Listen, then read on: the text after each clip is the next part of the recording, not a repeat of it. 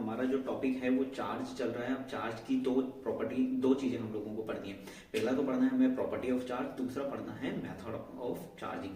तो देखो method of charging हम लोग पढ़ रहे हैं यहाँ पर। मेथड ऑफ चार्जिंग में भी पहला मेथड है चार्जिंग बाय फ्रिक्शन। तो देखो जब भी आप चेयर पे बैठते हो और सर्दियों में उसके ऊपर जब आपको फ्रिक्शन होता है, तो मान लो आप ऑब्जेक्ट 2 हो और जो चेयर है आपकी ऑब्जेक्ट 1 है, तो दोनों के बीच में जब फ्रिक्शन होता है तो एक दूसरे के ऊपर चार्ज का ट्रांसफर होता है, और जब आप किसी चीज को टच करते हो तो आपको करंट लगता है। उस इलेक्ट्रिसिटी को बोलते हैं स्टैटिक इलेक्ट्रिसिटी। तो होता क्या है, देखो ऑब्जेक्ट 1 मान लो ये प्लास्टिक की चेयर आपके पास है और ये यहाँ पर आप बैठे हुए हो। देखो दोनों में से कोई भी एक चीज इंसुलेटेड होना चाहिए, क्योंकि चार्ज उसके अंदर स्टोर होना चाहिए इसके लिए। तो यहाँ पर जिसका वर्क फंक्शन लो होगा वहां से इलेक्ट्रॉन निकलेगा, और जिसका वर्क फंक्शन हाई होगा उसमें इलेक्ट्रॉन जाएगा।